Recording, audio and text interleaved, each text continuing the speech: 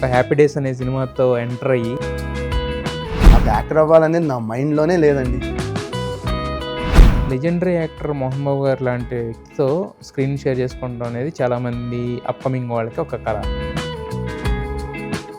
అది మీరు ఆయన అడిగితే బాగుంటుందండి. పడ్డానండి ప్రేమలో మరని, మీరేమో డైరెక్ట్గా ప్రేమలో పడిపోయారు.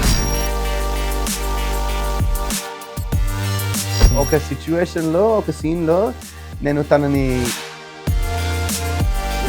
డేట్ చేద్దాం అంటే నువ్వు ఏకంగా పెళ్ళే చేసేసుకుందాం అన్నావు. నాలో ఏం నచ్చింది నీకు?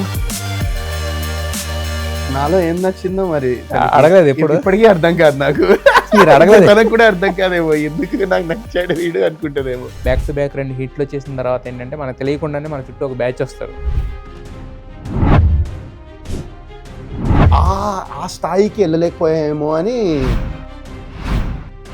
You are not in to the production.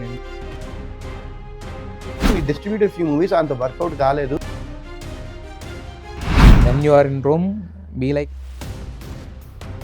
ఇక్కడికి వస్తే బాగుండదు కదా షార్ట్లు వేసుకుని. మీతో ఫస్ట్ సినిమాలు చేసిన డైరెక్టర్లు అందరూ కూడా తర్వాత పెద్ద పెద్ద డైరెక్టర్లు అయ్యారు. ఒక డైరెక్టర్ నాకు బాగా క్లోజ్. నేను వెళ్ళి మామూలుగా అంటే మరి మీ దగ్గరికి వచ్చిన సినిమాల్లో వదులుకున్న హిట్ సినిమాస్ ఏమో. But at the end of the day ఏది మనకి రావాల్సి ఉంటుందో అది మనకి వస్తుందని నేను నమ్ముతాను.